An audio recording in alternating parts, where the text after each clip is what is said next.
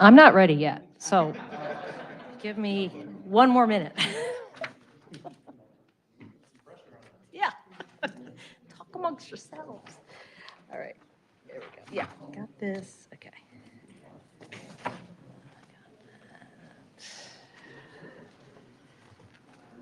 All right.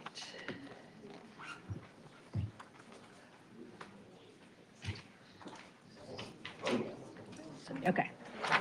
All right, here we go. Okay. Oh, my goodness. Everybody's here. All right. All right, welcome everyone. It is 5 o'clock, April 7th. This is a regular meeting of the City Council for the City of Cape Girardeau. We appreciate you all being here tonight. Thank you very much. As always, we will begin with an invocation and the Pledge of Allegiance. Tonight we have Pastor Phil Roop of Bethel Assembly of God here in Cape Girardeau to lead us in our invocation, and we'll follow that with the Pledge of Allegiance. If you would all please rise.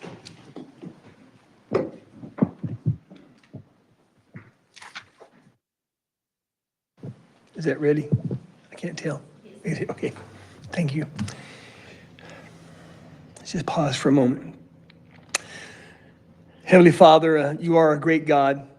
Your word tells us that every day is the day that you've made, and we are to rejoice and be glad in it. And today we thank you for the beautiful day you've given us, a respite from the storms and the rains that so much were so evident in the last couple of days in our area. Father, we thank you that you're concerned with the affairs of humanity. Therefore, we ask for wisdom for our Mayor Kinder and for this council as they seek to make good policy and beneficial decisions for the citizens of Cape Girardeau. We're thankful for our first responders, for our police chief, Adam Gleck, and our officers, for Fire Chief Randy Morris and our firefighters, for our county sheriff, Ruth Ann Dickerson, and deputies, and for our highway patrol. Keep them safe and healthy as they also endeavor to do the same for our citizens. Thank you for our military at home and abroad. Please keep them safe with your hand of protection.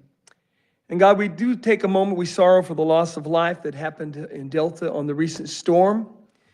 We're thankful that it could have been much more tragic, and that was averted or diverted, so thank you for that. Thank you for protection for many that were certainly praying and in safe places. Thank you for that. Help us as citizens as we continue to navigate this journey you've given us, even to the point of practicing the privilege of voting tomorrow. And as summer approaches, we ask that our students and our educators at all levels finish strong and that the family even is stronger. We remember that although many say we live in an apathetic, indifferent, and whatever culture, that you are a much greater whatever God. Philippians reminds us, finally, brothers, whatever is true, whatever is noble, whatever is right, whatever is pure, whatever is lovely, whatever is admirable, if anything is excellent or praiseworthy, think about such things. And Jesus, we're just a few days away from Passion Week, so we remember your crucifixion, your death, as we celebrate the greatest day in history, the day of your resurrection. And as the early believers said, he is risen indeed. And in that name, the name above all names, the name of Jesus, our Lord and Savior, I pray. Amen.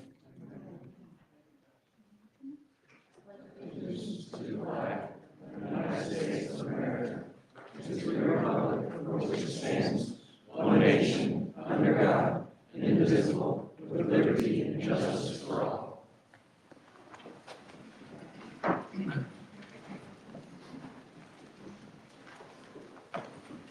Thank you so much for that, Pastor. Very, very appreciated. We do not have anything for the study session tonight. We do have several presentations. I will go down here.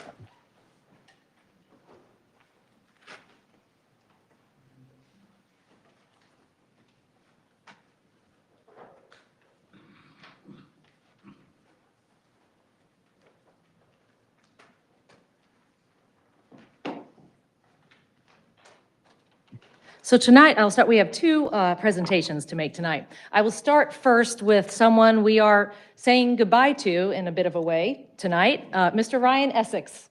Come on down here, Ryan. Ryan, for the second time in his political career, has joined the city council at an appointment at a time when we had a vacancy. and I've personally really enjoyed being able to work with you both times. We've just really greatly benefited and appreciated your service and the wisdom you brought to the role. And so just wanted to say thanks and appreciation and recognition for your commitment and service to the city. Wanted to give a moment to thank you for that.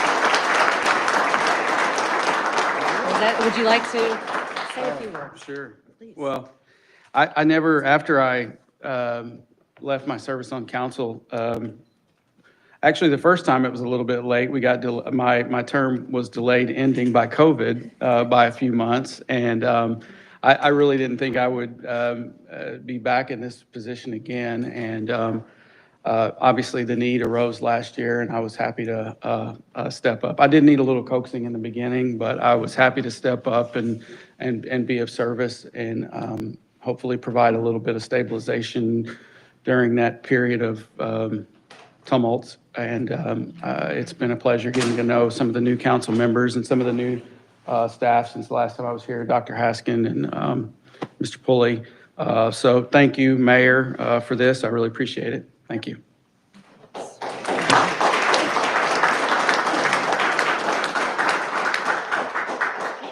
All right, and secondly, is Mr. Grant Dade present?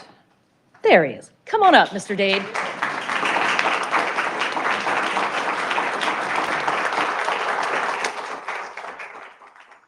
We have a proclamation for Mr. Dade and in fact his entire team, and I'm going to try not to be doing this while I talk. You get it, but yeah.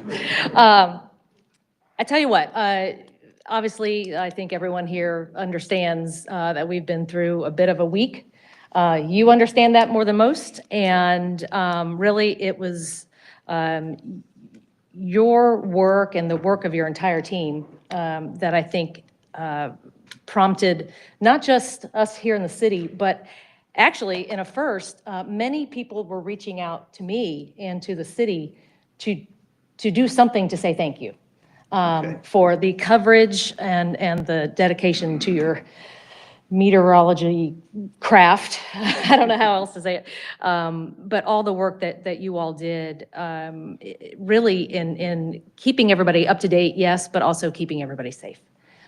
It was really pretty astounding and informative, to say the least. Learned a lot of new words about the weather.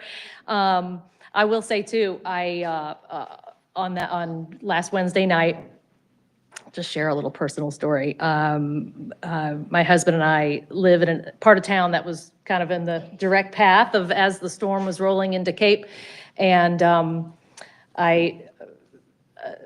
strangely, I have a husband who loves to watch lightning. I don't know if anyone here, it's a thing. Yeah, okay, got a few people raising hands.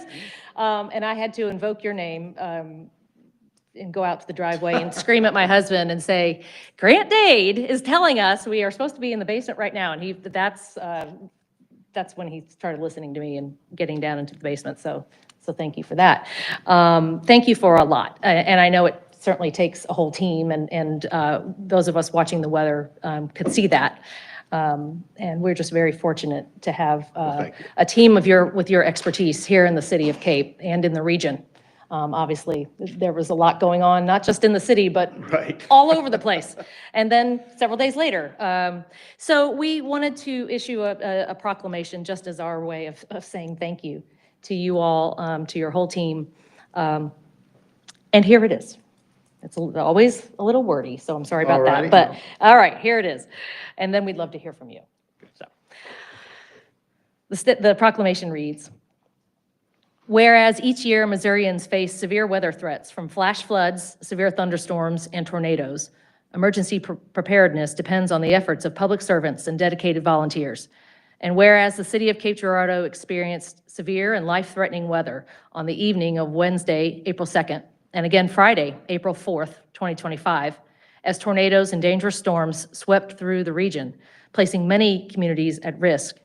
And whereas the entire KFVS 12 news, weather, and support staff demonstrated unwavering professionalism, exceptional dedication, and accuracy in providing real-time updates, critical warnings, and life-saving information throughout the duration of the storms.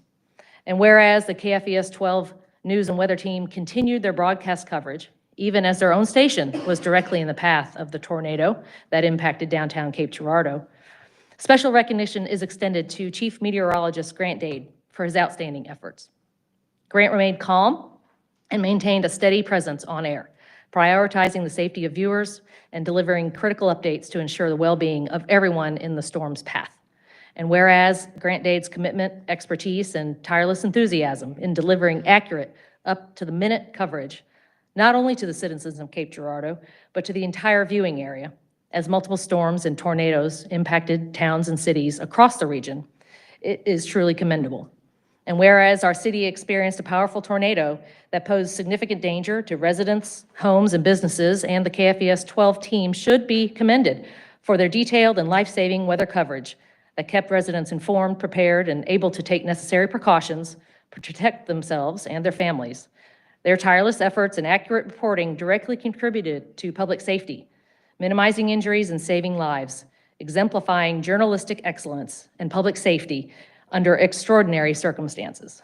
Now therefore be it resolved that I, Stacy Kinder, Mayor of the City of Cape Girardeau, Missouri, do hereby recognize and commend the outstanding service of the KFES 12 First Alert Weather Team. We express our sincerest gratitude for their dedication to public safety during the recent storms and deeply appreciate their diligence, expertise, and service in keeping our community safe. Thank you. Thank you very much.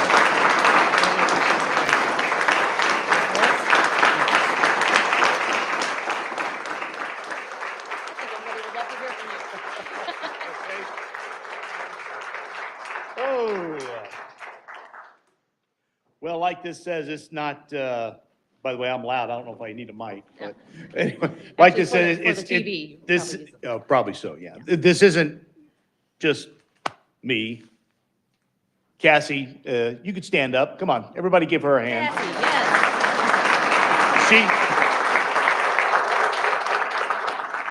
yes. She's really helped out a bunch with this and other things have been going on at KFES, as has Madeline Parker. She's doing the news right now, so she can't be with us right now, but I'd like to, because she was here that night as well.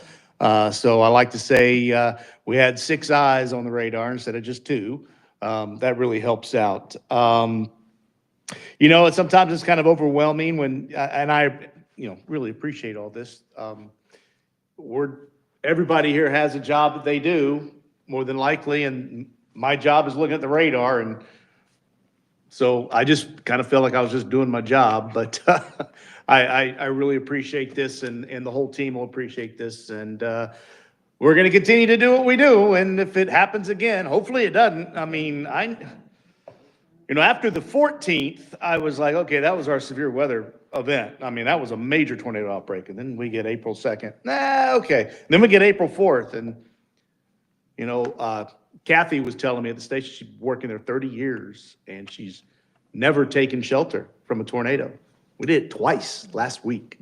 And my thoughts were, I was feeling for the poor folks in Delta, thinking they were just going to get hit again, and thankfully it dissipated right before it moved into town. So that was good. But thank you very much. I appreciate it. And, when storms are on the radar, we're going to be there. Breaking in. Yeah.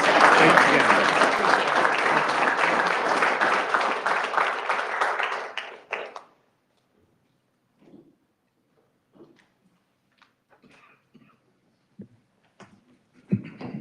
Hey, Grant, just on a side note, personal as well.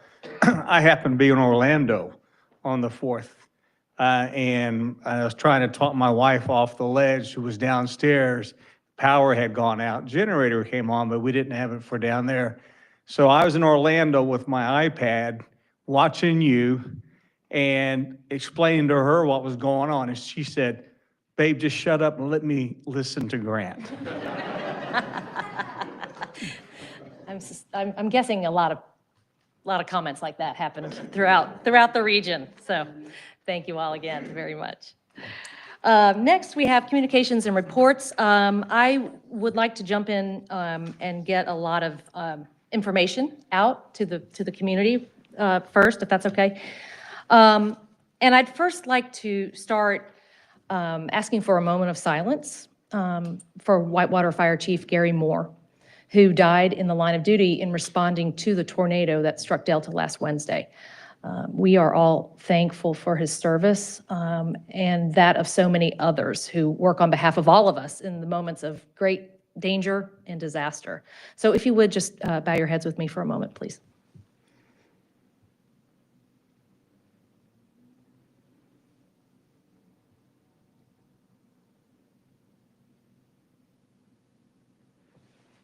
Thank you very much. I just wanted to recap a little bit.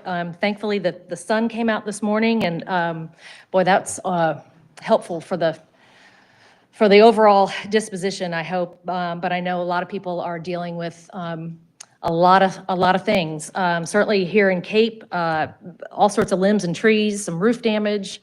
Flash flooding happened.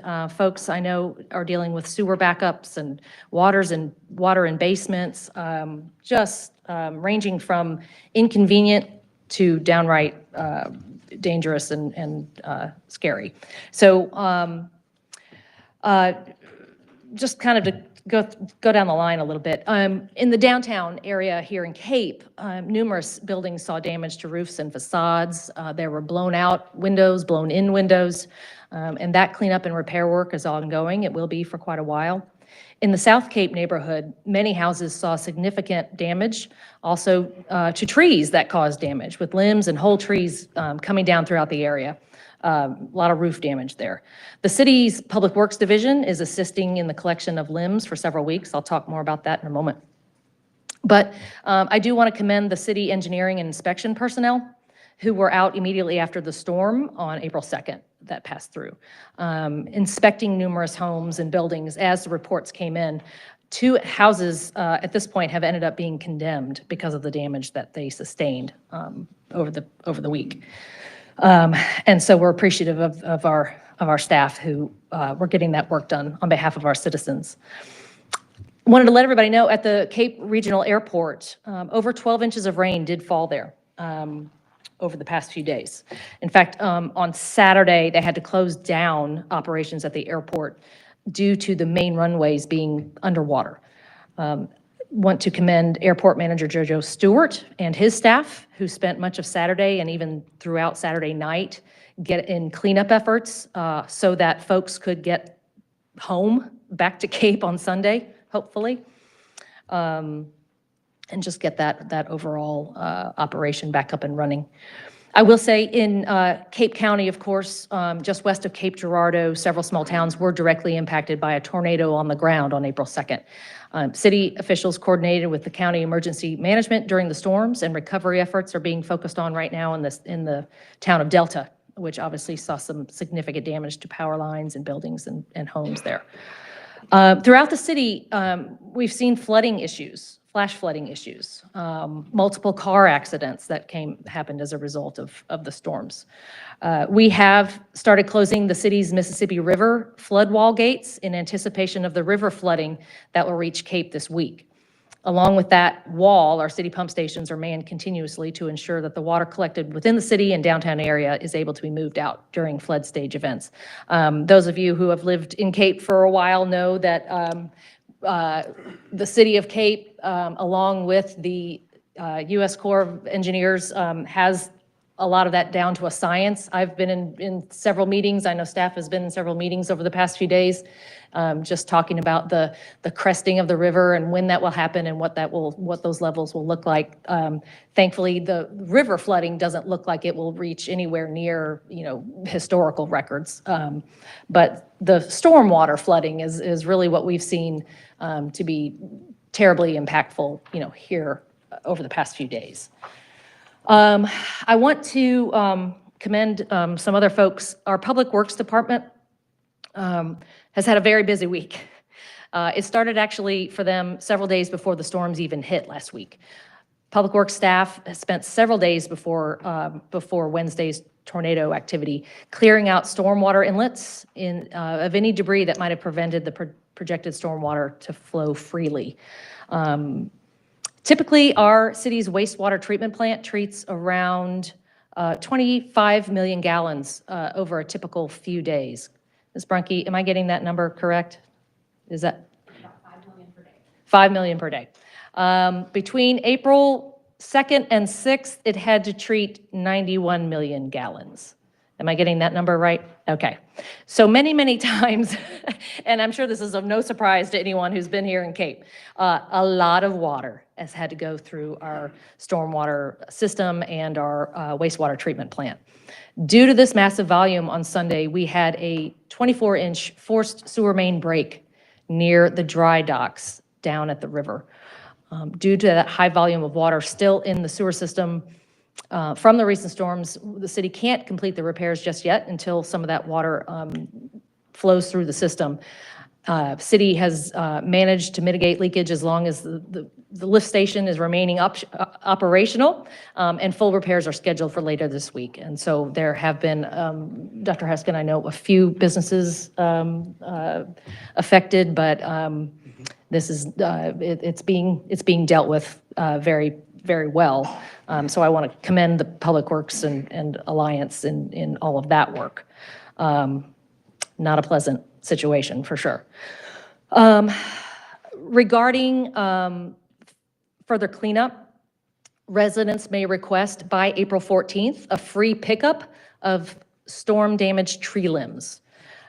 Simply get your limbs to the curb and then report your location to the Public Works Department. You can call them at 573-339-6351. You can go to www.cityofcape.org/report. Any number of ways you can let folks know where you've got a giant pile of limbs or whatnot. This is not for trash. This is just for tree limbs and sticks and whatnot. Also, the city's transfer station is open where large amounts of trash can be taken. If you've dealt with a flooded basement or whatnot, that's a great place to go. Or you can call the Public Works Department and schedule a Wednesday special pickup. So multiple ways that people can deal with whatever you're dealing with there for cleanup. I do want to commend the Cape Girardeau Police Department. It has been invaluable over the past week with all this crazy and dangerous weather. Frequent alerts about damage, power lines, and flooded intersections were invaluable to residents, as most of us tried to hunker down during the storm while our public safety officers were out and about reporting back and letting us know what was exactly going on. The city did also, as I mentioned before, see numerous traffic accidents and stalled vehicles in flooded intersections and that our public safety officers had to deal with. Police Chief Adam Glick and PIO Bobby Newton were instrumental in all of those communication efforts, and so thank you to them and to the entire staff for the past week. Chief.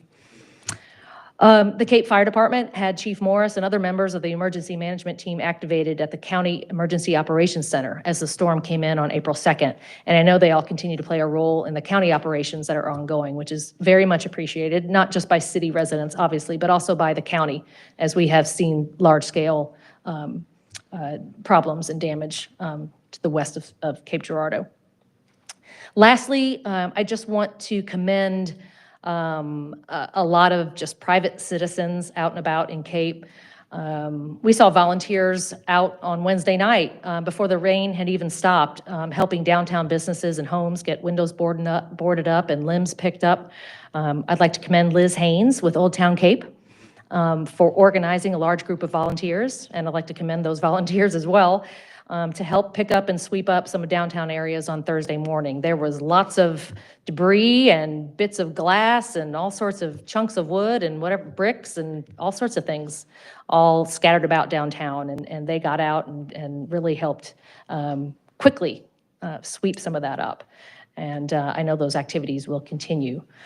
Teachers and students at the CTC also showed up at Southside Farms to help wrangle a big mess the tornado left there on Thursday morning, which is right across the street from the city's Shawnee Center. Seeing a bunch of teens in muddy boots, just doing some volunteer pickup and all the slop and the mess that was there, just to help a nonprofit organization that just needed some muscle for a few hours. It was really inspiring, very helpful to the community. So want to give a shout out to all of those involved there. And one last note. I want to mention that our own Public Information Officer, Nicolette Brennan, will be serving as the volunteer coordinator for the city over the next few weeks as issues arise. If anyone needs help, even in just corralling the big limbs perhaps on your property, or various other cleanup efforts, if you have those needs, she will be the one to help organize all of those issues. And she will be the one, look at her flexing her muscles back there. She will also be the one to help coordinate with groups who want to help. I got to tell you, it was very encouraging to see, even Wednesday night and Thursday morning of last week, how many people were trying to contact the city and various other people, just saying, hey, we want to help. We've got chainsaws, we've got brooms, we've got, where can we help? And so Nicolette is going to try to be an important piece of coordinating between those who have needs and those who have the desire and ability to help. Kenny, I think the city manager's office will be a good place to contact and get a hold of Nicolette. Is that? That's correct. That's correct. And that number is 573-339-6320. Okay. Thank you for your patience. I just had a lot to get out. Other council members, anything to Yeah, report? I know a lot of people. Well, I'd just Mark? like to remind everybody to get out and vote tomorrow. There's a transportation issue on the ballot. They've been on every 5 years. There's a long history with this, and as everyone knows, there are always streets that need to be repaired. And this is an opportunity to get, to continue a vital funding source to get those streets repaired. So I would encourage everybody to get out and vote tomorrow. Okay. Thanks, Mark. I just want to thank you. That is wholly comprehensive, and it covered pretty much everything that I was even thinking about covering. So that was excellent. Now, really, my deepest gratitude goes out to everybody that was involved in the recovery efforts here in the city of Cape Girardeau. All of our first responders in the city and in the county, our police, our fire, our public works, everything. This is how a great community, or this is how we showcase what a great community this is look at all the people that stepped up, look at all the people that were there on the job. It really makes you realize how wonderful of a place this is for all of us to call home. And so, it is a wonderful thing that we've got an excellent weather station here in the city of Cape Girardeau that showcases the news and tells us all to be safe. We've got first responders and city staff that are out there ready to work and keep everybody safe. So that being said, obviously we all have to exercise our democratic right tomorrow and go and vote. And so please tell your friends and your neighbors, encourage everybody to go out and in support especially of TTF7. The Transportation Trust Fund is a really important thing here in the city of Cape because every single one of us used the roads to get here. And we've got to make sure those roads are maintained and moving forward. And so we're always looking for ways in this community. I've been a part of this council for 7 years now. And I can tell you, we have always had roads at the forefront of our mind, trying to make sure that we're improving those. So TTF7 is an incredibly important thing there. Additionally, I'm going to encourage everybody out there to look at the library, Prop L. That is another wonderful resource here in the city of Cape Girardeau. And so I encourage everyone to go out and exercise that democratic right, go vote, and make sure that you're just taking part in that time-honored tradition. So thank you all. Yeah, I know we've had a lot of negative and disaster, but about a week ago, 29 World War II, Korea, and Vietnam veterans got a chance to go on an honor flight to DC. It was a 3-day trip. I got to work with Nate's wife, the ladies from Bold Marketing. Dana and Amanda were awesome. JoJo and Audrey at the airport. It was just really cool. It was an all-hands effort. It was amazing. Thank you to KFVS and the Missourian for advertising it, because the turnout at the airport for these 29 veterans and some of the caregivers that helped them was just exceeded all my expectations. And Charlie Cruz, he was Brigadier General for our National Guard, was there handing out certificates from the White House. It was a really special day. One of the World War II, there were 6 World War II veterans, so they're all 90 plus. One of them was 100 years of age. One of them had stage 4 cancer and has about 2 months. And this was always a bucket list of his to go back and visit these monuments and these memorials and some of his history of serving, and it allowed him to do so. So if you've never heard of the Robert Wake Foundation, do yourself a favor or just as an American, Google it, look what they do. Contour gave the 2 flights, the two airplanes, and all we had to do was raise the money for some of the gas and the logistics. And it was just an amazing day, and I was there Sunday night when they came back, and they were all pooped, but they were all just so thankful for that opportunity to go back. So amidst everything that's going on, there's always good stuff too. There's silver linings.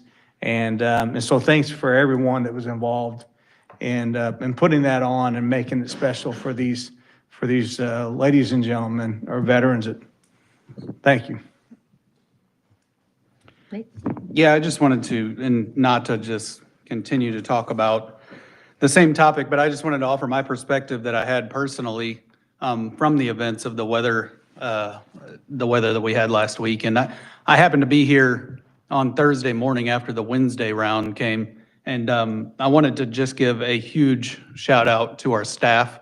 We on council, we're elected to serve and represent the public, but the actual work gets done by the people who are hired on the staff. And I look around this room and the team that has been assembled by Dr. Haskins, every one of you guys all pulled together, whether it was Alliance, the airport, Parks and Rec, Public Works, Inspection Services, the PD, the fire department. Trevor Pulley was out, in the short meeting I had with Dr. Haskin that morning, I think Trevor called him 7 times, not even exaggerating, as he was out there pulling resources for our city. And I just wanted to say, I don't want to belittle the damage that was done and the trauma, but man, watching from the basement and watching Mr. Dade and Channel 12, we could have been way worse. I was picturing not having a high school, not having a downtown. So very thankful that it turned out how it was, and very thankful for all the work of the tireless work of all of our staff for both circumstances. And then also I wanted to jump on the Mayor Kinder. I'm one of the 3 up here, I guess, that had the fortune of serving with Councilman Essex twice. And I wanted to take the opportunity to thank him. It wasn't an easy time when he decided to step up, given the circumstances of the vacancy that was created.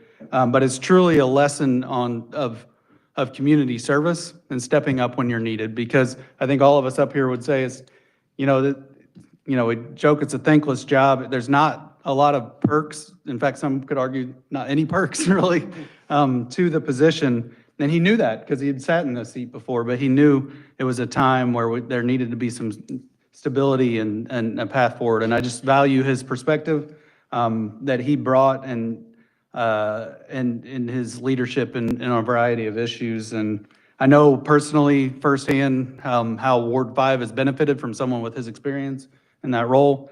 And I think the whole city should be thankful that he stepped up, and just wanted to tell you I appreciate it. And thanks for being the city leader that you are.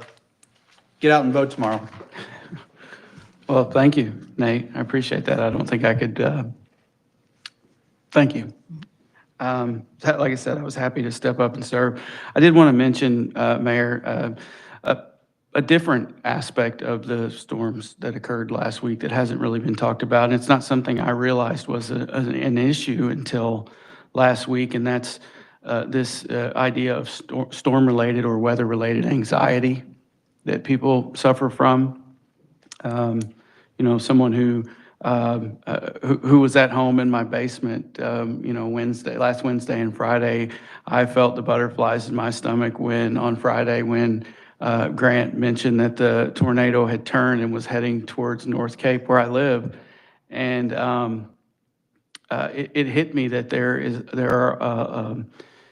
a pervasive problem of, obviously behavioral health issues in society today, but some of those are chronic. And the things that occurred last week are more situational, and we don't really think about those situational problems that occur. So I would just encourage people, if you did struggle during that, or are still having some anxiety about the storms, or how you felt in that time, or concerned about these future storm events, there are resources out there. There are resources right here in this community. Selfishly, I work for one of them. I work for the Gibson Center for Behavioral Change. Community Counseling Center is a great resource in town as well. So I would encourage anyone who may themselves felt some type of feelings, or have a loved one or a friend to reach out. So thank you. Great message. Thank you for that. Anyone else wishing to speak? Okay, thanks. We'll move on to items for discussion. As always, is there anyone who here tonight in the audience who wishes to appear and come to the podium as an advisory board applicant? Yes, sir.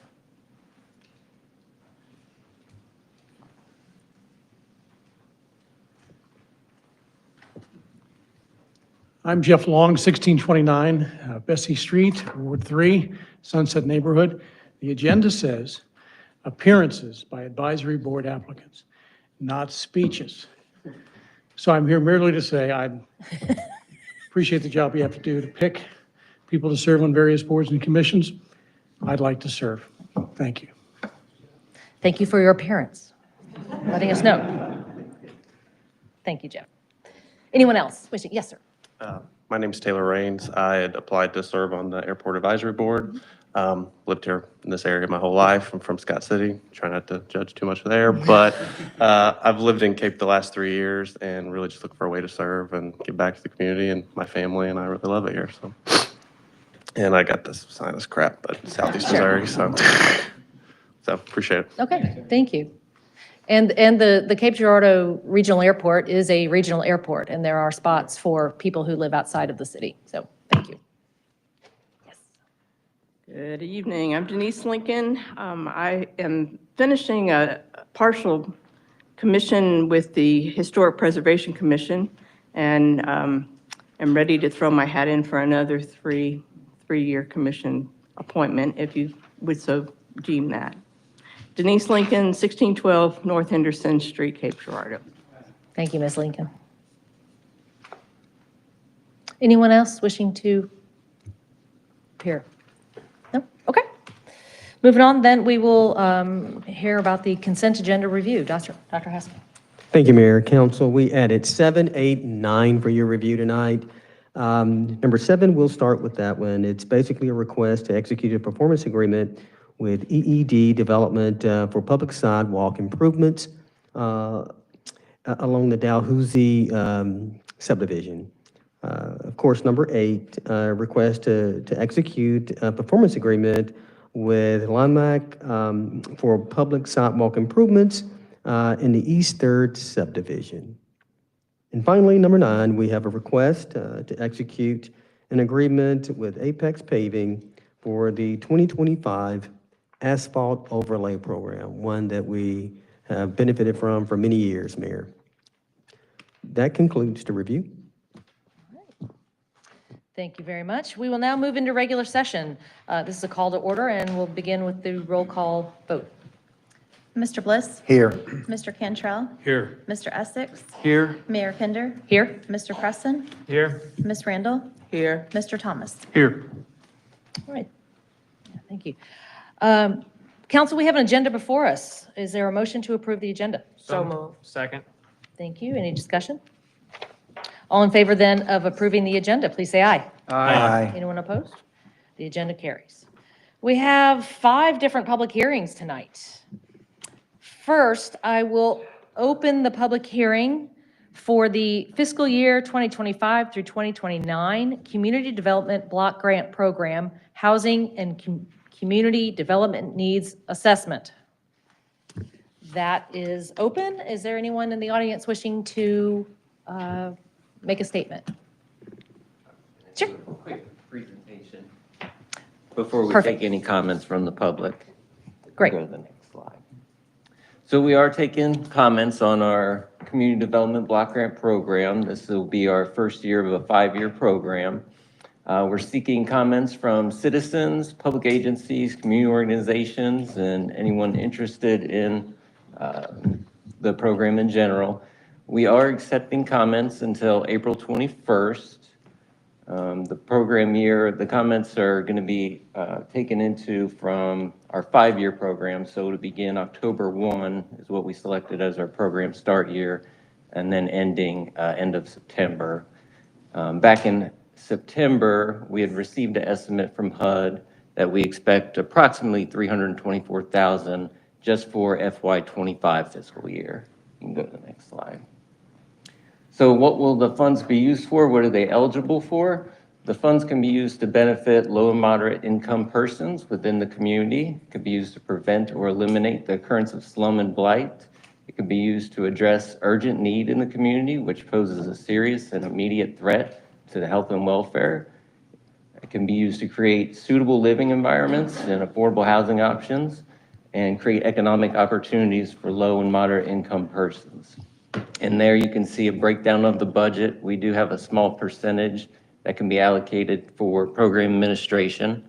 So we anticipate, based on estimates provided to us, roughly $260,000 of community investment for FY25. You can go to the next slide. So how to share your input? Certainly tonight you can voice your comments, but we also have a survey currently open.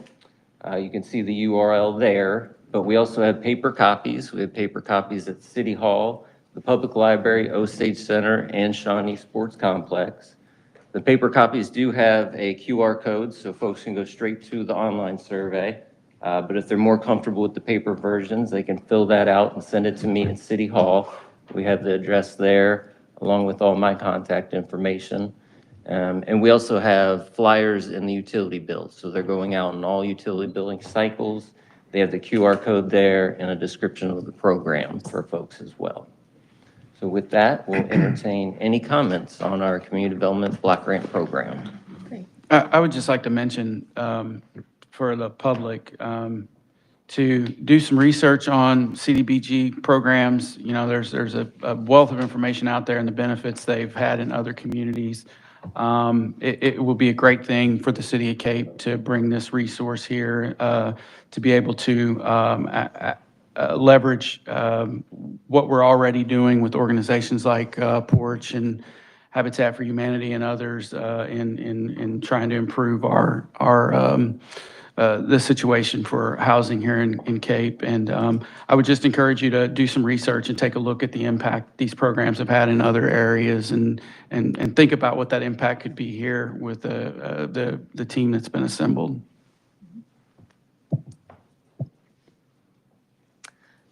Does anyone in the audience have any comments? Yes. Good evening, Tamara Zellers-Buck, 1812 Lakeshore Drive. I stand before you on behalf of the Porch Initiative. I am here to express my support for the city's participation in the Community Development Block Grant Program. My understanding is this program would promote development of a plan for addressing the city's needs in areas such as housing, economic development, and public services such as transportation. My support is premised on the belief that this will be a stakeholder-driven plan that identifies the most pressing housing and community development needs in a method that fully involves primarily residents and service providers in the affected areas of the community. Now, these tactics and goals are especially in line with those of the Porch Initiative, and we want to plainly state that we are here to serve as a connector to the people and providers in South Cape. We see this program as a vital supplement to the work that Porch is doing in South Cape to improve the housing supply, increase home ownership, and address problems that hinder community well-being, such as crime, community blight, and lack of economic opportunity. So we are excited to see that the city is pursuing this, and we want to join you in investing in the people of South Cape. We stand ready to work alongside you. Thank you, Ms. Buck. Dr. Buck? Anyone else in the audience wishing to comment? Council, any other? Okay. I would just add that having spent the better part of last year involved in the gun violence task force, the issue of housing, affordable housing, dealing with blight and home improvements, home ownership, those were very much topics that the gun violence task force talked about as being a necessary component of improving the public safety issues that we see here. So this one thing really hits at a variety of angles. Appreciate. I know for Dr. Haskin and staff that it's not a simple process to apply for this. There's a lot of, as Dr. Buck alluded to, there are a lot of requirements and controls that go into how a city can use this funding, and for good reason. I don't know, Dr. Haskin, if you want to speak to any of that. But You're so familiar far, with this program. I am, Mayor. I managed this program for over 25 years in Texarkana, and the only thing that I can say about it is if it's managed properly, if it's implemented correctly, this program could be transformational. It was transformational for Texarkana, and it will be transformational for the city of Cape. And we're excited that Porch is walked alongside of us, engaged, did a lot of the heavy lifting early on in this process, and we're excited about the partnership that we're going to have with them in the future, that's for sure. Yes. Mayor, I would like to say something. Almost, my city council had, I was elected to serve Ward 2. And my focus has always been people. You can check my resume. I don't do a lot of talking. I'm always moving, making stuff happen in any way I can. And my role as a city council representative was to make my ward better. And with the leadership of Dr. Haskin, if you don't notice, every ward he has touched and advanced this city. Now, some of you say, well, we shouldn't do this to do that. Sometimes you have to do this to do that. And if you haven't noticed, South Cape streets are coming back. Our Shawnee Center will be evolving and more for our community. You know, we are working at a community, and I'm just so happy that I'm able to represent Ward 2, and I hope I'm doing the job that you all elected me for. But I don't think nobody ever talked about South Cape as much as I have. And I appreciate Dr. Haskin's leadership. And he is the only person I know that has invested in such a short amount of time in his role in South Cape and downtown. And so I didn't want to say, but I was in Florida too. And Rachel said, you just keep working. And it just hurt my heart what happened here. And I was with my family that I'll never have an opportunity to see. And I had to come back to my Cape family. And I'm just so happy that as a Ward 2 representative and what Dr. Haskin is doing and his team and the council, Ward 2, we moving forward. And I just want to thank you for that. I think a very important word within this is grant. I love that word. And also, Alex, that 325, is that a starting point? Where did that number come from? Yeah, so the 325 was an estimate provided to us by HUD back in September when they notified us that we were eligible for the program.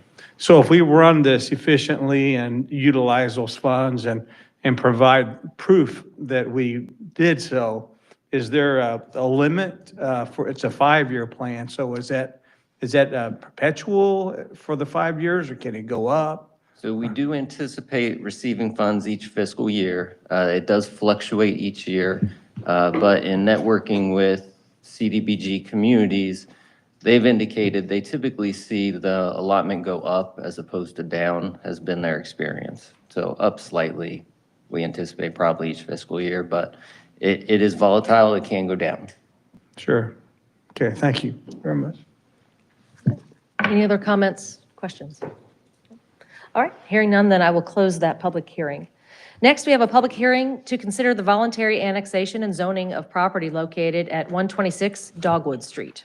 Anyone here wishing to comment on that public hearing? No? All right, seeing none then, I will close that public hearing.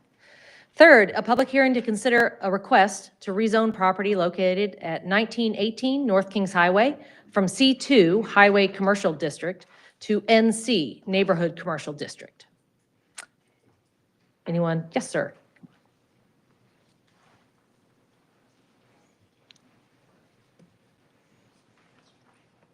Good evening, everybody. My name is Paul James. I am the owner. I purchased that building about 10 years ago. I ran a home care service out of it until we sold it a few years back. Everybody in Cape Cod knows what's a shortage of residential housing, not commercial property right now. Commercial property is a glut in Cape. So I like to rezone it from a C2 to a mixed use. I got 8 units in a lower level and 3 on upper unit. I could turn into 2-bedroom apartments or studio apartments. Would be better use of my facility and better need for the community. Anybody got any questions? I'm willing to answer for you. Thank you for being here to show up. Does anyone in the audience or council have further questions? Okay, I think we'll close the public hearing. Thank you for that, sir. Appreciate it. Next is a public hearing to consider a request to rezone property located at 524 and 546 North Silver Springs Road from R4 Medium Density Multifamily Residential District to NC Neighborhood Commercial District. Anyone wishing to comment? Yes, sir.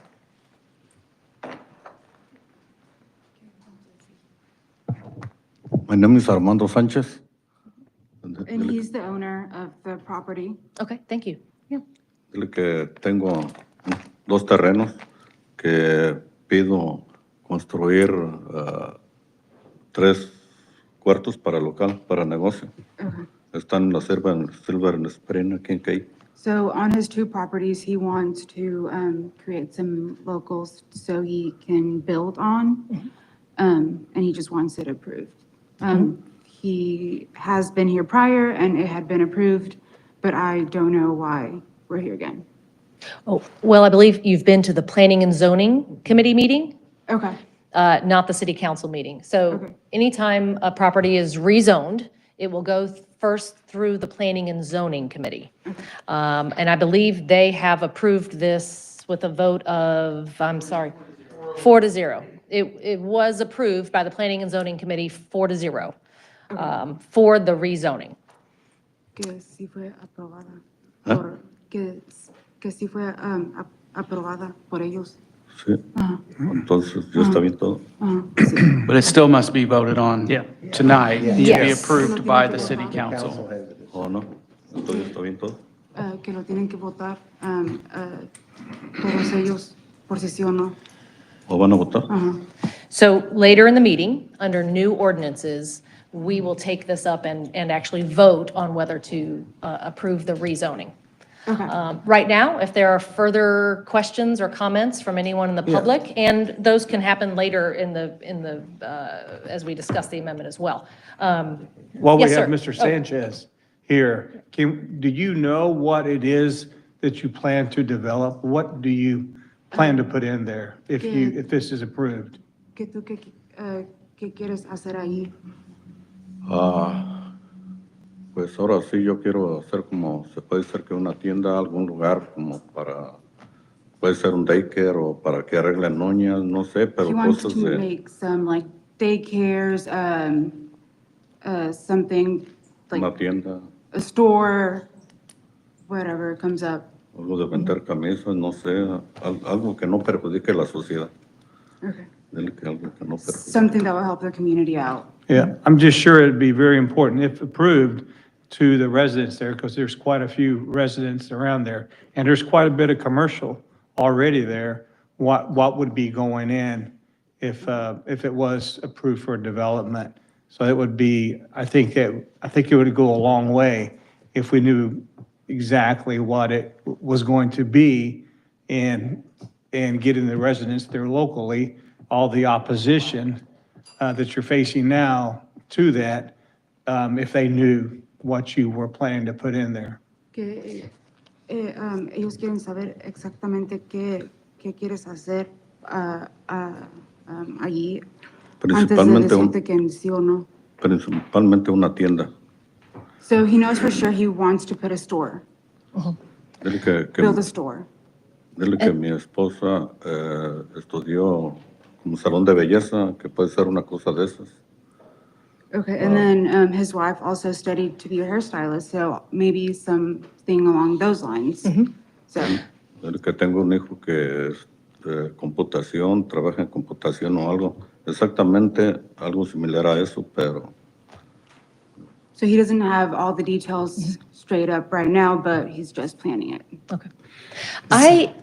If I may, I'm sorry, if I was going to ask Mr. Shrimplin to discuss some zoning, but go ahead. Is it safe to say, just clarification, maybe like a strip mall complex? So he doesn't know exactly what the tenants are going to be, but there's going to be multi-units in like a strip mall? Entonces, como muchas tiendas, como 3 o 4, como en uno. ¿cómo? Como en una mall, como hay. Sí, serían diferentes cosas. Similar to across the street, like where the Correct. Mexican restaurant, the laundromat and all of that is? Correct. Okay, Yes. thanks. Yo no voy a vender alcohol, nada de... He said he won't sell alcohol or anything, it's just, so you guys know. If I could ask Mr. Shrimplin to come, and I apologize for putting you on the spot, but these kinds of issues, especially where there's a zoning change and perhaps some neighbors are, have concerns, they tend to bring up kind of the same kinds of questions, and that is, well, first of all, what are we going from and what are we going towards in terms of zoning? And then what it is the city is or isn't able to determine. If you could speak to the, I can be more specific, but Sure. if you could just give us. So the request is to go from R4, which is generally a multifamily residential zoning district, to NC, which is neighborhood commercial. NC is the least intensive of our commercial districts. It is the only commercial district other than the CBD downtown that allows residential. Okay, but that residential has to be above or behind or below the frontage at the street level. That has to be commercial or some non-residential use. So when I first met with Mr. Sanchez, there he is, he had indicated that there was some interest in possibly having some apartments or something integrated into it. So I explained to him the NC, and he felt like that was what he wanted to pursue. Does the NC have to have a residential No, component? it does not. Okay. As far as the criterion for rezoning, generally under case law, the criteria for rezoning is you just have to look at the proposed zoning district and decide whether it is reasonable and in reasonable conformity with the existing uses and value of the immediately surrounding properties. So it's both based solely on the zoning district. It's not based on the applicant. It's not based on a specific development plan. They cannot be locked into a specific development plan under state law as far as standard zoning. So it is just strictly looking at the proposed district and determining whether or not it's reasonable and reasonable conformity. Okay. I noticed in our information and available to the public, there's also a zoning map of currently, and I don't know if this can be pulled up. I think it's always helpful for me to look at the map, and the color coding is helpful too. But just to see what is already zoned C2, and that, or excuse me, okay, there's not. Sorry, the yellow is zoned C2. There is no currently zoning for NC. Is that Correct, yeah, am I none of saying the that correctly? properties on the map are zoned NC. NC is a relatively new zoning district. In, I believe it was 2010, the city adopted an entirely new zoning ordinance, a new code, And it was at that time that certain zoning districts were created, like the NC, and they were introduced. At the time I started here about 13 years ago, there were hardly any properties in the city that were zoned NC. Over the years, it has become a very good tool, I think, from a staff standpoint, when we've had property owners and developers that have approached us about something where they do want kind of that mix of commercial and residential. That has kind of been a good option for them. And so we now have several properties in the city that are zoned NC. And as you saw, the other applicant is also seeking the NC for that same reason. Is the NC seen as a good potential buffer between commercial and residential? Yeah. Is that? Yeah, a transitional district is how I like to call it. It can transition between more intensive commercial uses and then residential. So if you look on the map there, off to the left is commercial zoning, yellow, and then off to the right is the residential zoning. So it could serve as a transition because it allows both uses. But in the transition, what you said earlier, just for clarification, in order to build on that property, it is not required to have residential. Correct. But it is required to have commercial. It's not required to have anything. The only thing they can use the property for is something in that permitted uses list. So they can choose what use they want to establish. They're not required to do any of them, but they can't use it for anything that's not in that list. Now, there's also the special uses list in each of our zoning districts, which requires a specific plan that comes through the Planning and Zoning Commission and the council. If they get approval from the council for that, then, and they get a special use permit, then they can conduct one of those uses. But other than that, if it's not in the permitted uses list, they cannot do it. But in order to have the residential, you said it has to be above, behind, or below. Correct. Something which I'm assuming is a commercial use. Yes, it would have to be That's what I some was sort of saying. permitted non-residential use. Yeah, thanks. And Mr. Shiplin, there was 6 adjacent property owners. I see Mr. and Mrs. Tolliver. Was there any other, and so letters went out to these Yes. regarding the planning and zoning meeting, correct? Right. Was there any opposition there? At that- Mr. Tolliver came to the Planning and Zoning Commission hearing. He expressed some concerns about the rezoning. He was opposed to it. We've also received several correspondences from Leslie Simmons, who owns, I believe, 2978, 2980 on the map. And then there was a Dana McReynolds who owns property further in on the cul-de-sac, and she is also in opposition to the rezoning. Thank you. Can I ask, Ryan, it looks like 2964 is commercial? That's correct.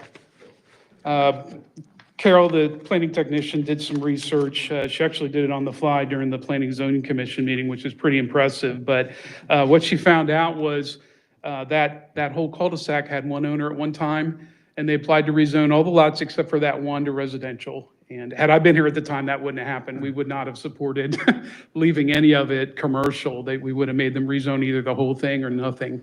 But that is not a mistake on the map. There is a lot at the end of the cul-de-sac, zone C2, highway commercial, same zoning as you have on Kings Highway and William Street by the mall. Yeah, I went there today for lunch and just sat there in Shamrock and just kind of watched the traffic. Quite a bit of traffic at lunchtime there. I can see where, and those are all single-family homes all across that cul-de-sac. Those They're are duplexes. duplexes, okay. And those are just nice open lots that he's looking at, correct? 546 and 524. Yeah, they're Yes, just they're- grass lots at this time. Yeah, vacant lots. Yeah, they were zoned C2 at one time, and in 2014, the then owner applied to have them rezoned to R4. So they were zoned straight commercial at one point. That whole area there, I guess east of North Silver Springs, was commercial at one point in time. Yeah. Okay.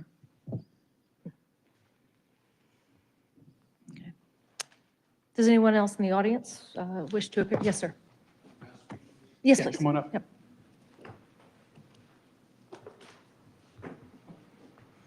Mayor Kinder and the rest of the city council members, thank you for giving me a few minutes of your time. As I said at the Planning and Zoning Commission meeting, I respect Would you Mr. mind sharing, Sanchez. I'm sorry, would you mind sharing your name? Sorry? Would you mind sharing your name? I'm sorry, yes, Roger Tolliver. Okay, thank you. Sometimes you get thinking, well, everybody knows who everybody is in Cape, right? Well, just for the Roger record. Tolliver, my wife Kay is with us. Thank you. I respect his right to ask for the rezoning, but I hope that you'll consider that we also have the right to ask that it not be rezoned. If you have the map, or if you can see the map, my wife and I purchased 297981 back in December of 2012, which is going to back up to 524, which he wants to rezone. And of course, across the street, 546 is where Ms. Simmons' property she owns at 2978, 2980. My wife and I also own the one back in the cul-de-sac at 296365. Now, when we purchased these, the current zoning was in place, and that's what we were counting on when we made our investment in those. I consider the barrier, I don't think it should be rezoned to NC because I think there should be a barrier between what is there and what the cul-de-sac looks like, what it was meant to be. I think it would hurt the neighborhood, and I think that would hurt our personal investment if those were changed to NC, because I think what he's planning to build, and I could not hear what he was saying earlier, but from what I gathered, last meeting, he plans, and there's no architectural plans on this, and he's not even really sure, from what I understood, what he's going to build. That would be very helpful to know, but I understood that he was going to have storefronts on the lower level, and he wasn't sure if there was going to be 3 or 4. And then above that, he was going to have apartments above those on both lots, okay? Now, I'm not being demeaning, I'm just being honest with you. And if you've been in that area in the last couple of years, you would know this. But the property he owns across the street on North Silver Springs Road has needed attention for several years. Now, he's given that in the last 6 months or so. He has put money into those and brought them up to where they do look nice and they do look decent, which I appreciate as a property owner in that area. So I don't mean to be demeaning at all, but it does concern me if he puts properties like he's talking about on 546 and 524, it changes the look of our cul-de-sac and our little subdivision there. And if he's going to have commercial properties on the lower floors of both lots, he's going to have trucks coming in and out of there all the time. They're going to be using, our part of our street. With people living there too, there are going to be dumpsters, garbage cans out there, but dumpsters, I'm sure, for the commercial businesses. What kind of a barrier are we going to have? And I'm not just thinking about us as property owners. I'm thinking about also our tenants. We try to keep our property up because we want our tenants to live in a nice property. And so maybe I'm running out of time, but Yes, sir. I just want to say, I wish that you would consider not rezoning it. Now, I got the feeling from the Planning and Zoning Commission that their minds were already made up. Received really no questions. I know the city planner's in favor of it. He says you can do it. Sure, you can do it, but is it the right thing to do? That's what I would ask you. Is it the right thing to do? If you own that property, how would you feel about it? And that's what I would ask for you to consider and think about. What's the right thing to do in this situation? Okay? Thank you. Thank you, Mayor. Mr. Shrimplin, do you mind if I ask you to answer a few of those questions? And this is always the struggle when people are, and I understand, wanting to know what's going to go in there. The owner of the property, doesn't have a plan yet, and that's legally fine. Now, it's zoned currently R4, which would allow for no commercial, but it would allow for apartments. What would that What does that zoning currently allow for? The only commercial use permitted by right in the R4 district is a commercial daycare. It also allows single-family detached dwellings with only one dwelling per lot, multifamily dwellings, which are duplexes. I'm sorry, two-family dwellings, which are duplexes, multifamily townhouses, which are a single-family attached, but each unit's on a separate lot. Cluster subdivisions, which is just a form, it's not really a use, it's a form of a subdivision. Nursing homes, senior citizen housing, retirement homes, non-commercial, not-for-profit residential facilities, such as something that would be owned by a homeowners association or a maintenance facility as part of a HOA. Public parks, playgrounds, and recreational facilities, police and fire stations, elementary, middle, and secondary schools, and developmental centers for those with physical, mental, or developmental disabilities. And then I mentioned commercial daycare. So those are all the uses permitted by right in the R4, which is the current zoning. Current zoning, yes. So what's the what currently with R4, what's the density that it can max out at? Maximum density is 18 units per acre. Okay, 18 units per acre. How large are these lots? I believe they're combined 1 acre. I Both think. of them together? Yeah, I believe so. I think they're 2 half-acre lots, Two if I'm not half-acre. mistaken. So would that mean 9 per, does it work that way? I don't, Yeah, pretty much 9 between the two properties. yeah, on each. And that's as it stands, currently under R4. Mhm. Yeah. Okay. Can you give some clarity on that? It says explicitly, and it is not intended for new single-family detached or two-family subdivisions, but then it says it is allowed to have detached, single-family detached dwellings or two-family dwellings. Is the subdivisions just meaning you're going to put in, We put they that have in their own there. covenants or? Yeah, I came up with that. We put that in there so someone couldn't circumvent the single-family zoning just to get a higher density. Someone say, well, I want to put in 1,000 single-family units and I'm going to find an R4 property and just cram it in with, single-family dwellings. We didn't want that. If they really want to use it for that purpose, then they need to look for a zoning district, for property that is zoned for single-family or apply to rezone it. What happened was, I mentioned in 2010, the city adopted a new zoning ordinance. At the time, the city also adopted a new zoning map. And some of the changes in the zoning ordinance, one thing they did was the R4 used to allow by right single-family dwellings and duplexes. With the new zoning ordinance, they took that out. And all of a sudden, they made a whole slew of properties in the city that were zoned R4 that had single-family and duplex homes non-conforming. And that became a big problem when someone wanted to add onto their house. That's an expansion of a non-conforming use. You can't do that. So when we went to amend this code section, we added that in to allow for the existing single-family dwellings and duplexes, or where you have properties that are just simply too small to develop for multifamily. Because when you get into multifamily, you've got to have a good parking lot that triggers stormwater management system. There's a lot that goes into a property for multifamily. So some of those lots are just too small to realistically be used for multifamily. So that is why we added it back in as permitted uses. But we wanted to put that safeguard in about not allowing it in order to be subdivided just to circumvent the density requirements. Does that make sense? Hopefully. Yes. I'm sorry. Was there another question from the audience? No, I'm sorry. I thought I saw someone else raise their hand. Yeah, yes, sir. Thank you, Mr. Shrimpton.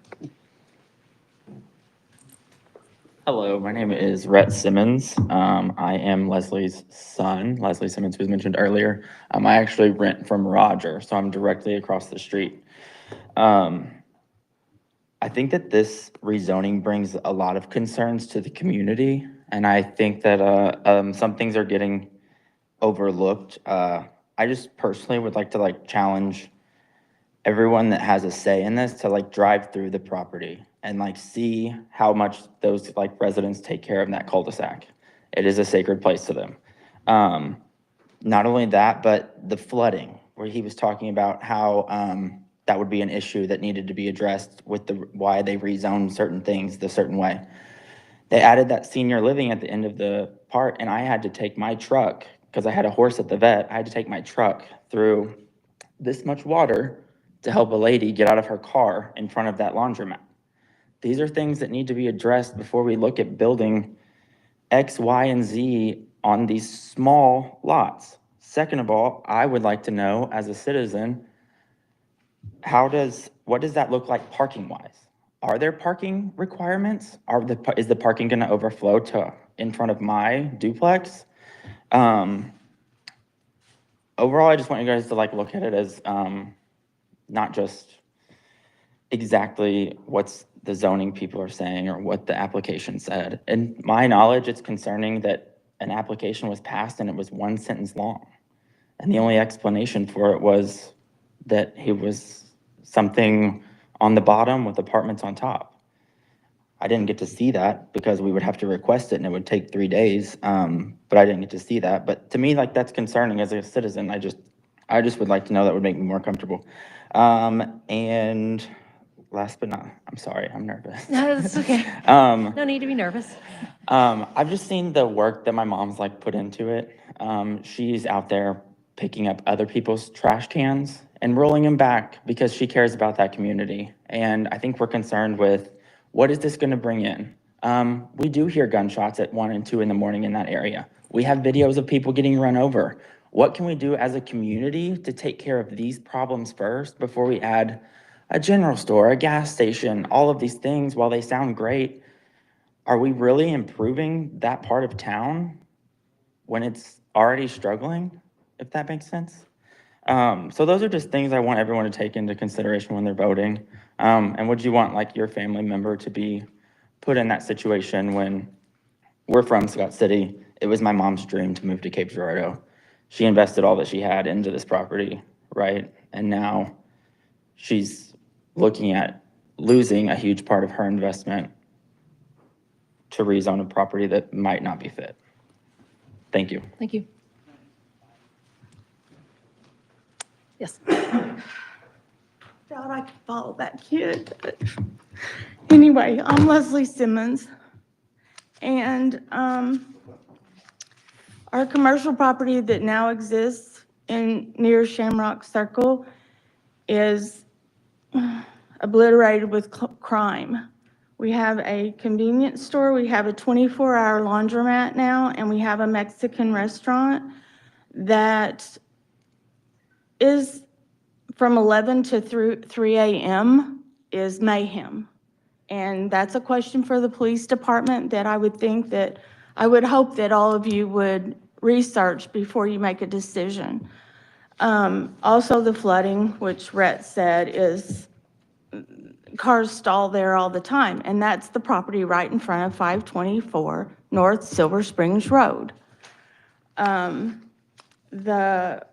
What Mr. Tolliver said, like, I mean, we aren't the only concerned citizens in the area. There's a lot that are here that don't want to stand up here and say anything, but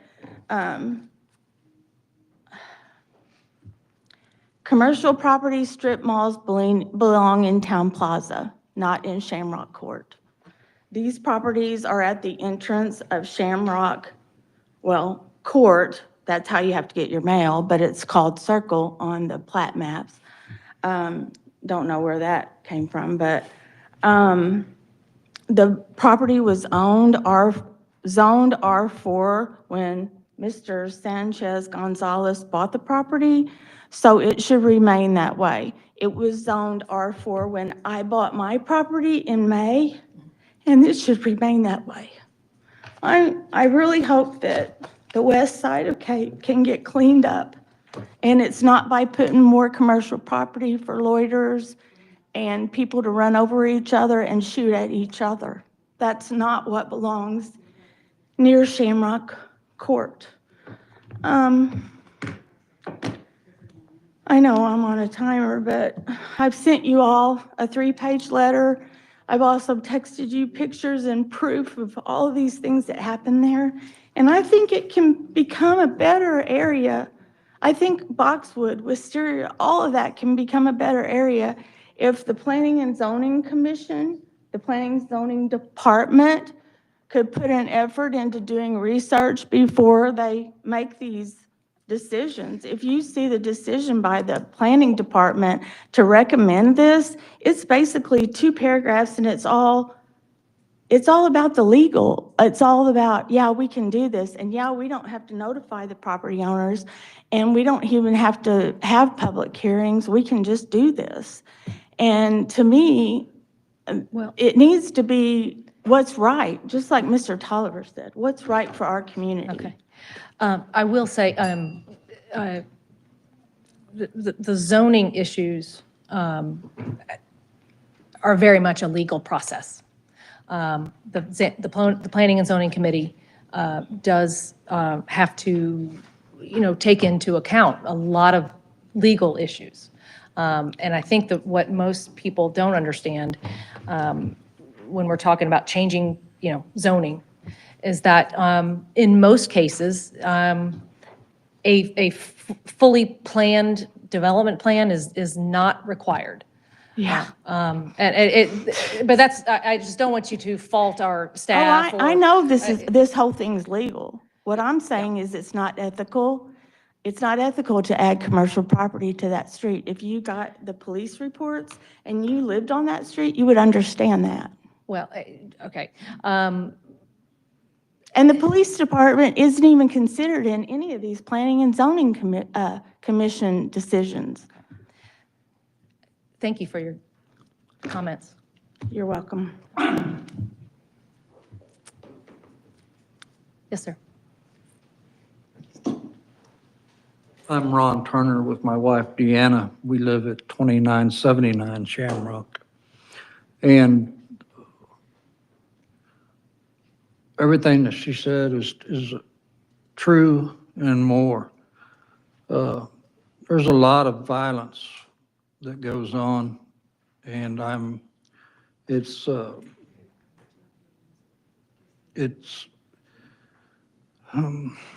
escalated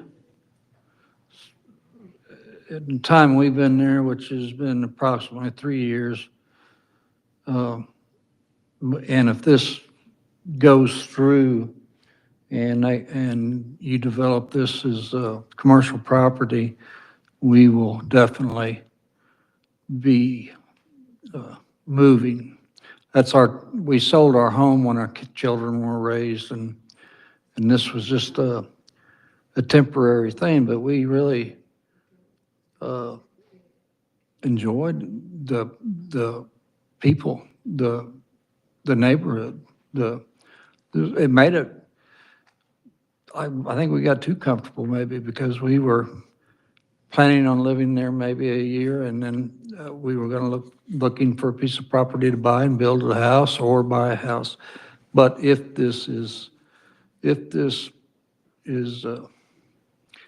you zone this commercial, yeah, we would have to move.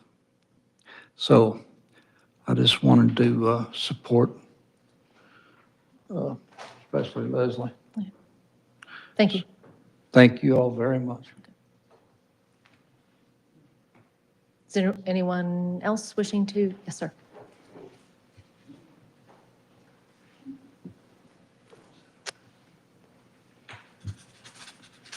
A little nervous that he's got new shoes and they've got, I don't know, Oh, they got cushions on the end. My name is Robert Blasney. I have a residence at number 12 Shonoff. So I don't have property right next to this. But the property they're talking about on Boxwood and everything where the issues are, we have 55 buildings between Silver Springs Road and Mount Auburn Road. We don't have nothing up on the hill, thank God. But the lot that's zoned Z or C4, C2 on the back was left that way by the previous owner because he didn't want to put a bridge in at the end of Silver Springs Road. He was using that as an entrance on the backside of the property that is where the apartment complex is, the senior citizens. So that's why that was left that way. I started buying property out there in the early 90s. We took over 32 buildings in a 2-year period, and we had one resident at the end of that. So we've been working diligently on trying to correct the problems up there. Now, when they let that last apartment complex move in, we had a culvert underneath Boxwood that's this size right here, not counting the line. A 51-inch, this is on a 2-inch, this is 1 inch to 2 foot scale. We have a 51-inch culvert coming in behind the group housing that dumps into the creek that they allowed this to go in as a culvert underneath Silver Springs Road. So we have a constant flooding problem out there. If we're going to bring in more commercial property and more daycare where individuals are not aware of that property, we're going to have a lot more flooding and a lot more issues out there. I understand the zoning, the property's not big enough to put a multi-housing on it. I've looked at that over numerous years. So it's not a problem that they're going to put in a 9-unit apartment building. The lot's not big enough. It's not enough parking. The issue is going to be if you allow this and they put in commercial underneath and apartments up above, there's going to be a lot of traffic, people parking on the streets because the lots aren't big enough to do much with. That's all I got to say. Thank you. The group home you're talking about, that's 549? Yes. Okay. Oh, 549, so across. Yeah, that's apartments, I believe, the community counseling center. 52-inch culvert runs behind there that takes the part of the water off of Themis. The problem is the fact that that area drains all the way to the backside of Chateau, Themis, Mimosa, Aspen, Wisteria, up across Mount Auburn Road. Thank you. Mr. Shrimplin, can you, there have been several people comment on the, the concerns about drainage, and maybe you're not the best person to speak to, but. No, I'm not the best person. Well, I'm but- happy to yell at somebody else. Suffice it to say, the city does have stormwater management regulations, so each development has to follow those regulations. They can't create an adverse impact off the property, so they can't create a faster rate of runoff than the existing situation. So that's all designed by the engineer. And whenever even if it's a house or a duplex or a business is being built, the parking, the stormwater runoff, all of that there's rules and regulation ordinances from the city, Yes. and you're heavily involved in all of that. Well, the city does have parking requirements for all those uses. So even single family, they've got requirements for off-street parking. The stormwater management, I think for single family, two family may be a little bit different. Casey would probably be better to address that. But we do have regulations for all that, so. Okay, thank you. Thank you. Yes, sure, yeah. I meant to say this earlier, and I apologize. One quick thing. The ditch that runs behind all of Shamrock Court, Okay. it's not been cleaned out in, I don't know when. And so I don't know if that's just negligence or not enough money or what the deal is, but it really does need to be cleaned out in that if all the debris and trees are starting to grow up and there impedes the flow of the water and it builds up, and then we've had some issues there. So I'd like the city to take a look at that ditch and the drainage. of Well, it. that certainly there are requests by citizens for that kind of work all the time. I'm sorry. I said that kind of request comes Yes. to the city all the time. And so I would encourage you to, contact, who would it be? Public Works or Well, the. I would also caution, just because I've dealt with this with my own constituents, is that if it's private property, it's the responsibility of the private property owners to maintain that drainage and the ditches, because I've No, ran I into think that's that. part of the city's drainage system. But if it's on private property, I've ran into that with some of my constituents, and ditches that were assumed to be city, and then it's actually that's actually shared between the private property owners. I'll check on it. Thank you. Yeah. Thank you. Yes, ma'am, one more. It's one of those times we have to share bad news with our constituents. There's Yeah. the ditch runs all the way around Shamrock Circle, the back end of our duplexes. So right now, with the rain we've had, and usually any rain, it comes up out of that ditch. If it's exaggerated at all, it's going to be in the back of our duplexes. So I mean, it wasn't the property owner's decision to build the Mako properties, the senior housing and all the things, Chateau Girardeau, all that's running down in these little ditches behind our buildings.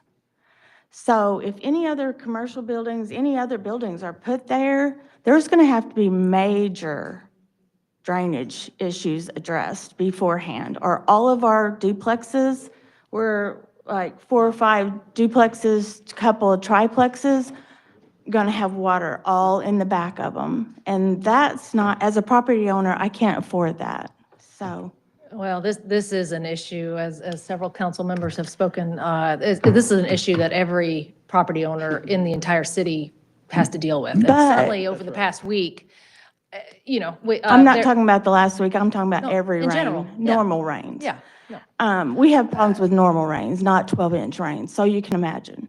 But the decision was made by the Planning and Zoning Commission, the Planning and Zoning Department, and the City Council to put Mako properties, that senior, and that's what exaggerated the problems going through the culverts that Mr. Blasney pointed out to you. So, I mean, I'm no, I work, but I'm not a engineer, but I get that part. So I'm really concerned about it because I just bought my duplex in May. So I don't have a lot of fluctuation for property value decreasing. So, but thank you for your consideration. Thank you.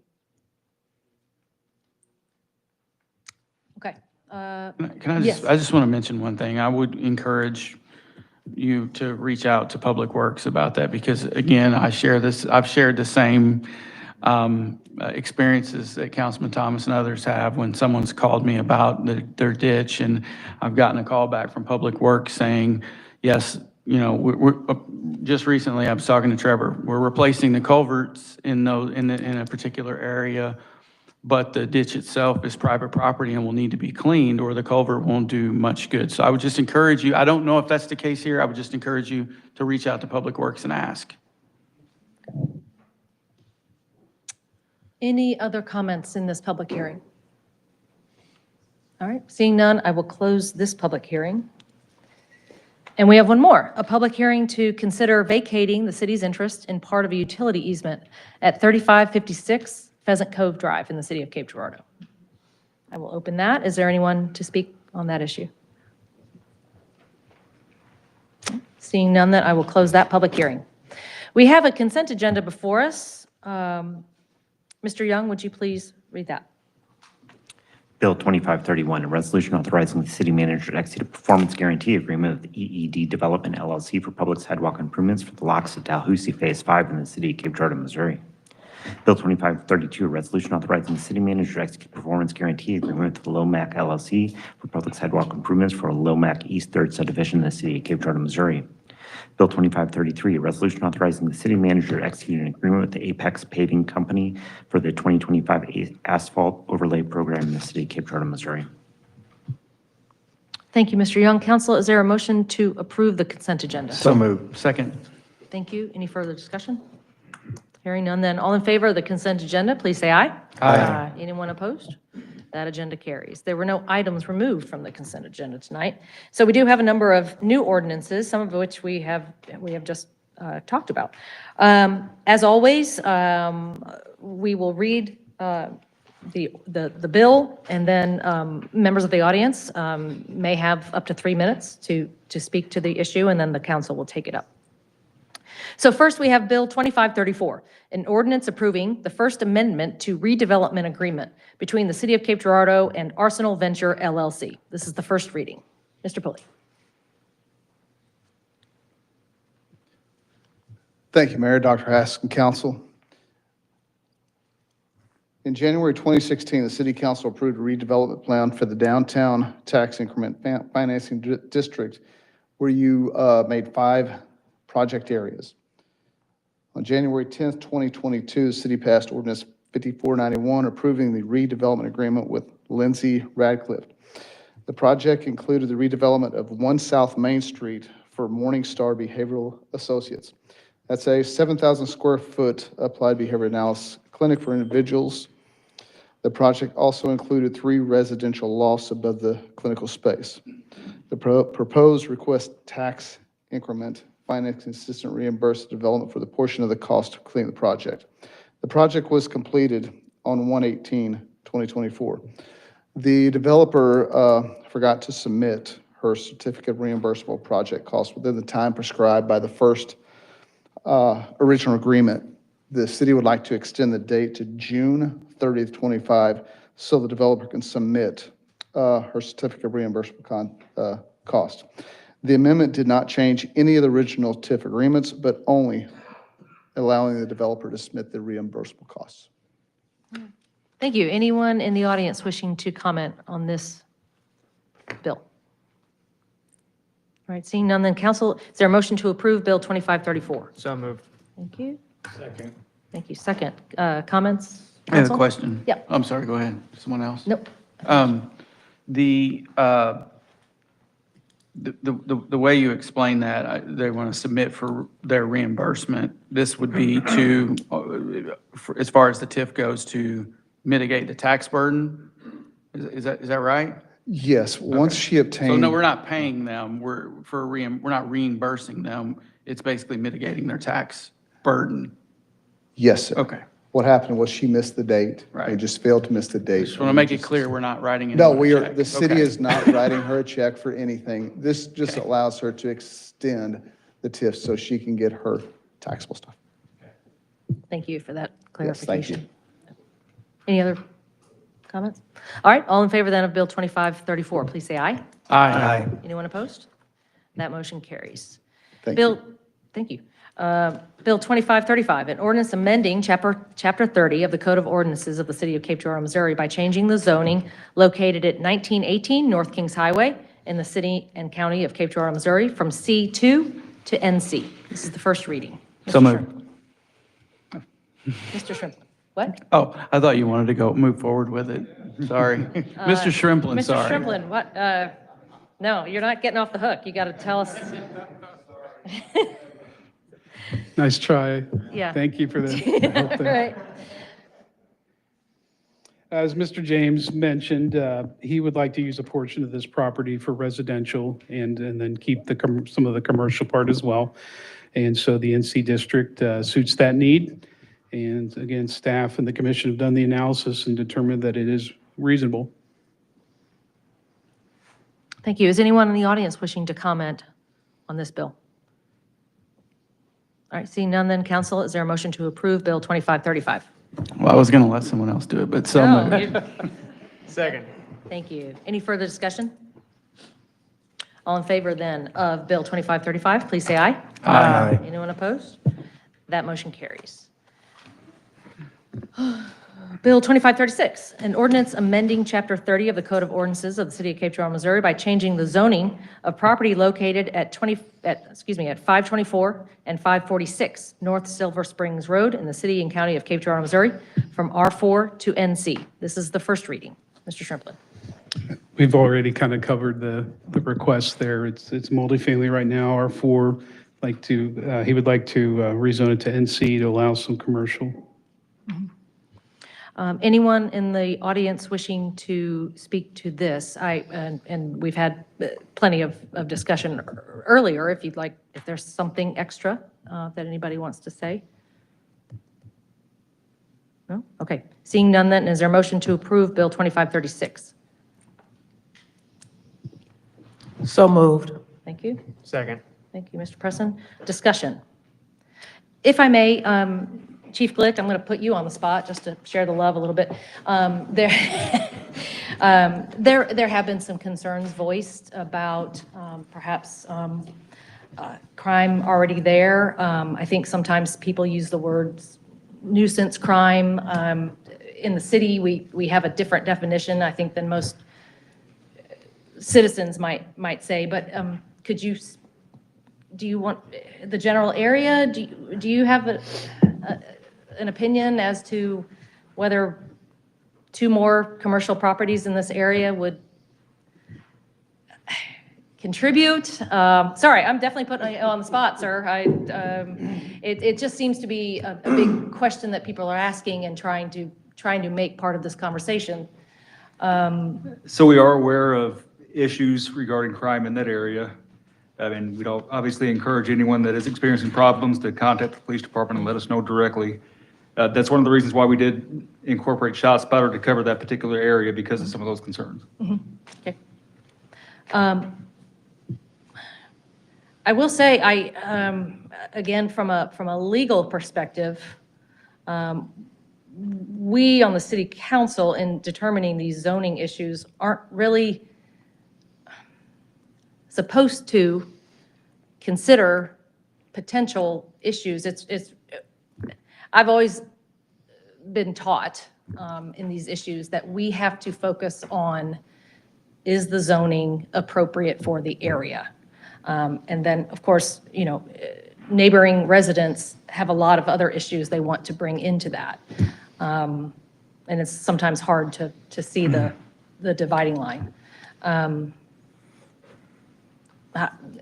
Mr. Shrimplin, do you have any further? Yeah, I mean, know there've been so I think issues like this the way pop the courts would look at it in terms of reasonable, there's a concept of spot zoning where something is just clearly different from the surrounding context. And when it's a prohibitive form, that's where you really get into the outside the bounds of reasonableness. So if you had let's say Dalhousie, you had a single-family neighborhood, and somebody wanted to put in a factory right in the middle there, and they wanted to rezone that to M2. That's not reasonable. Now, that's an extreme case, but that's what is meant by, is the zoning district reasonable? It may not be ideal for some of the neighbors. Some people may not like it. They may not think it's the best use, but again, the standard is just whether or not it's reasonable. It strikes me that the lots that are showing on Themis Street, so if we're going, here we have C2 zoning, correct? Yes, And then moving here, this is all C2 zoning. correct. Sorry, forgive me, is it undeveloped at this point, these lots? What you're pointing to is undeveloped at this Yes, point. Yeah. at this point, It was recently subdivided to right. create 2 lots, but yeah. it's undeveloped. And lots on Shamrock Circle, 546 and 524 are undeveloped at this point. Yes. Yeah. But obviously, the potential is there on the backside of some of these homes on Shamrock Circle to have larger commercial developments. I mean, they're not developed now, but next week, a business could, begin a plan to put something in there Right. on a pretty large lot. And they don't have to go through P&Z, they don't have to go through the city council, Right. I understand what you're saying, Mayor, about how we're supposed to decide. I'm not an attorney, not an engineer, I am a homeowner. And being there today and witnessing what I saw, and that is a nice cul-de-sac. And Mr. Sanchez, I hate to be in a position to try to tell you what you can and can't do with your property. But I do not feel that putting commercial lots in those 2, in 546 and 524 would be the right thing to do at this time. Mark? Yes, I'm opposed to this request. I think it would be detrimental to the residential area. And I see a big difference between this and the one we previously approved, the NC on Kings Highway, which we were rezoning from C2. It's already basically a commercial area. This is a largely residential area. And I think if I was a homeowner in this area, I would be totally opposed to this. And while P&Z recommended it, and legally you could make it an NC, it is up to the city council to decide this issue. And we should vote our conscience. I agree. I think it's I think it's a bad idea. I think we don't need that there. And like I said, I think NC has a good value in many areas. This is not one of them. Some too. Everybody has the right, whether they're in favor or not in favor. Ryan and the city did their due diligence of a private owner that wanted to advance and progress in the area. I don't think it's how we feel and should it be all right. Did the staff do their job? Do they do their due diligence, do the process? Is this a private owner? He wants to be able to advance the area in that way. And to mention such things as crime and different things like that, we kind of be careful when we want to make some suggestions or assumptions when certain people or certain individuals want to make business changes and moves. And so I'm gathering Ryan, the way it's ethical because it's in line to the guidelines of the city.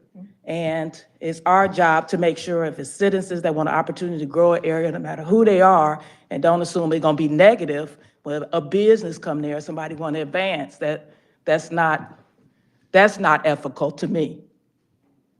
And so if it's a reasonable thing, it's not unreasonable. Ryan usually is pretty fair about what he thinks is reasonable, not reasonable, even if the planning and zoning say yes or no, even if they move forward in that favor. So we should be careful as we move forward to make decisions as a council that we're ethical in our decisions that we make. And that's my personal and professional philosophy on that regard. And I used to live over there.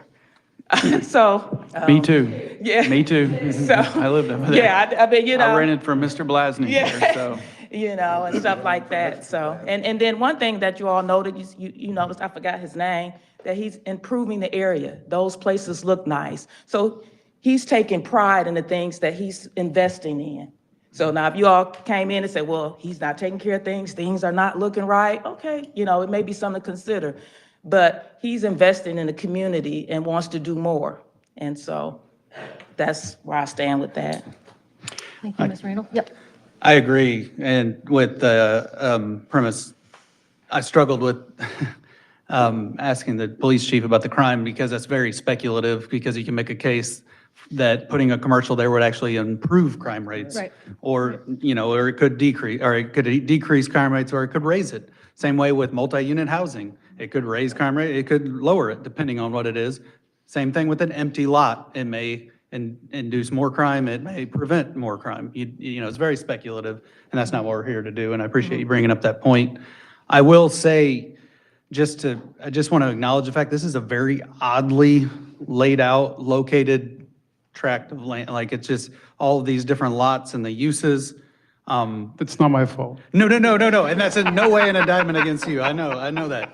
And I actually have full confidence that if you were, you know, in charge, you would make sure that we wouldn't be in this predicament. Because if I was looking at the non-conforming use, almost the non-conforming use was with the surrounding and the directly connected and adjacent lots are the higher end, nice duplexes that are built in this cul-de-sac, you know? And that's what makes this transition area a little harder to navigate, at least from us. And I will say, this is the reason why the end result of planning and zoning changes come to the council, an elected body of representatives of the people, so that it's not just purely black and white, because that's the staff's job. They're professionals and they do that, and they go black and white and give us and advise us from a professional standpoint. And I appreciate all of the work that they did, as well as I appreciate everybody in the surrounding neighbors as the people that elect us to come up and represent them. That they are able to voice their concerns around this as well.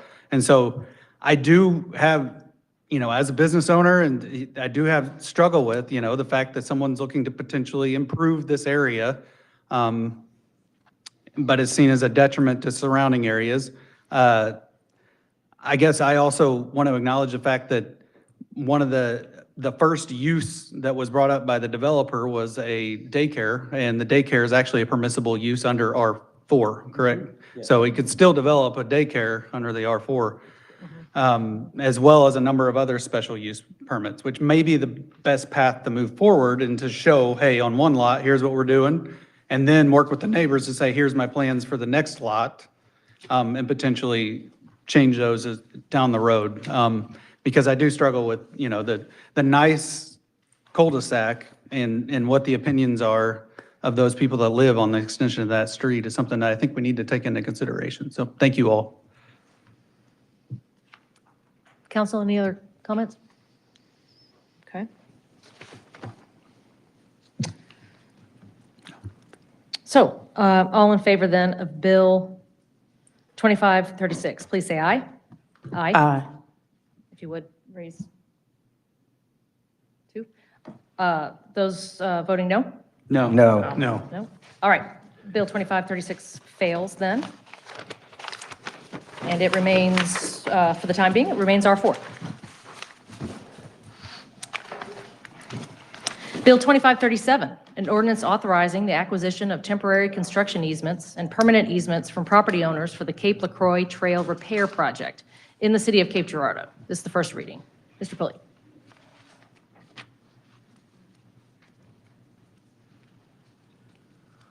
Thank you, Mayor.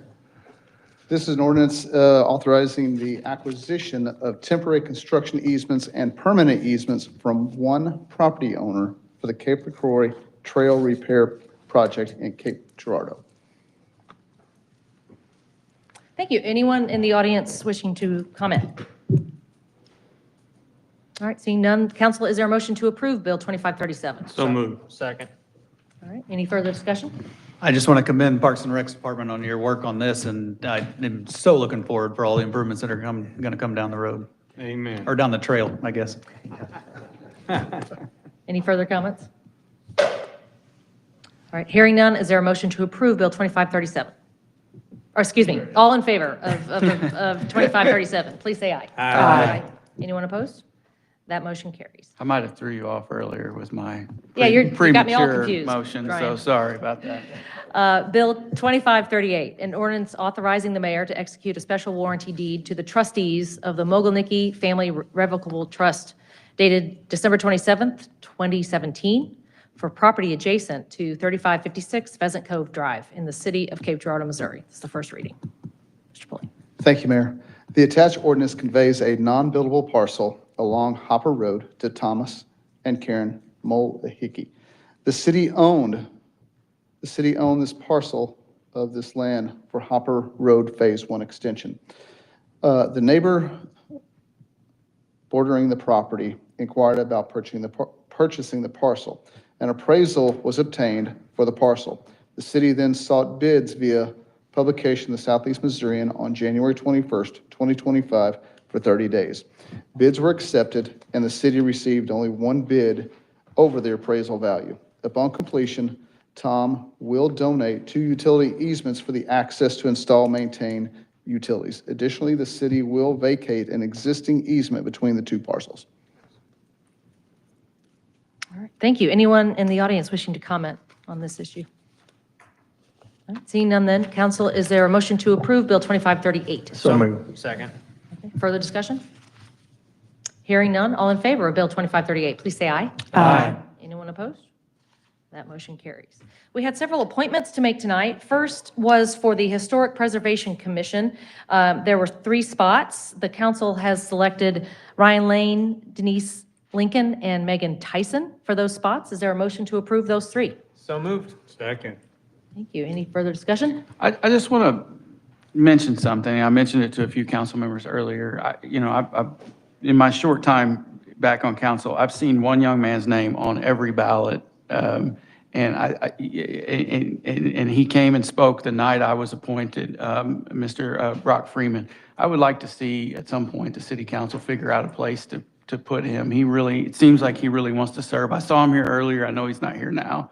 I think it'd be great if we could figure out a place for him to serve on one of these committees. He seems very committed to wanting to do it. Well, he is. He also did serve on the TTF committee.